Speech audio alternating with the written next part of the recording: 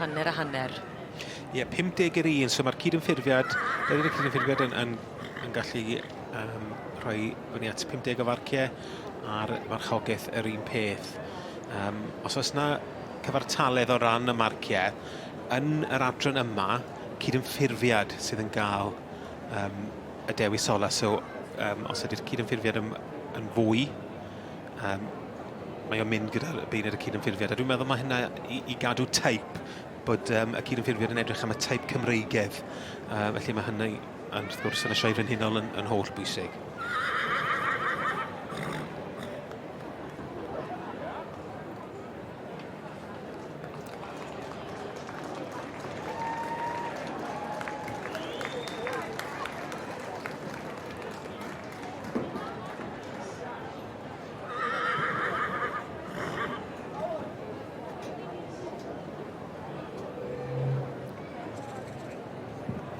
And results are in for class 145, our Welsh Cob mares in the section Ds.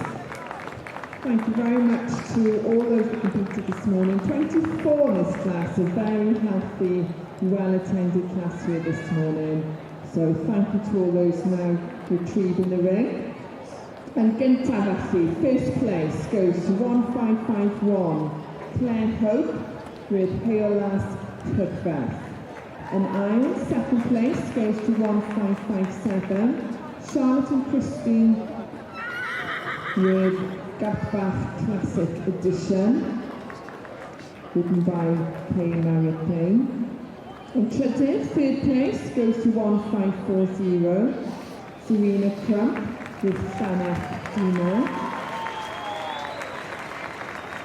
Fourth place there goes to 1542, Michael Doran with Pompolis Olympia.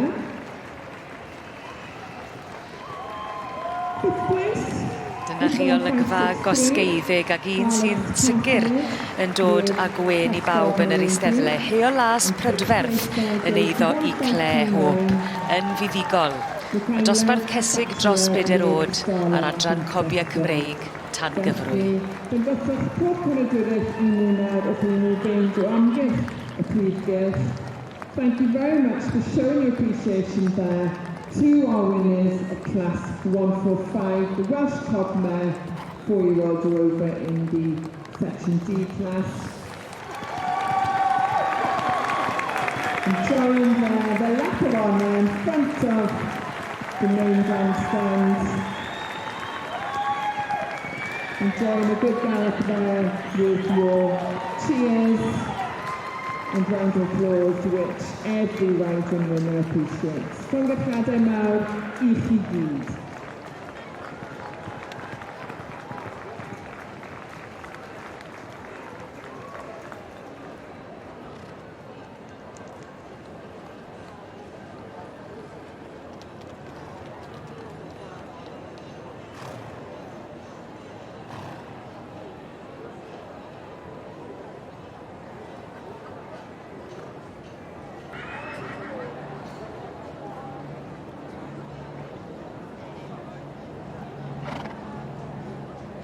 Wel, Claire Hope o Benderyn, mae gyda chi ceffyl sy'n newydd ennill y Sioe Frenhinol, a fi'n gallu gweld bod chi'n bach yn emosiynol.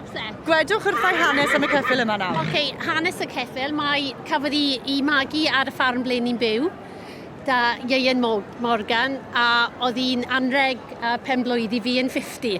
So, what a birthday present, eh? Yeah, and Jess Price from Cardiff, you've done a lot of the work on her whilst Eleanor, your daughter, has been in university. Yeah. Eleanor actually rode in the class before and was third. I know. Chi'n cael bore golau, wedych chi? Jess, what does it mean to you to have produced this mare to this standard?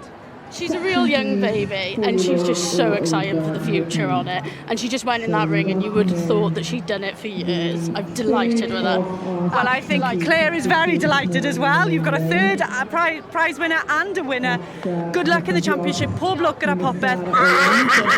Da iawn i'r ceffyl hefyd. Davis of Old Band Cleveland is from the for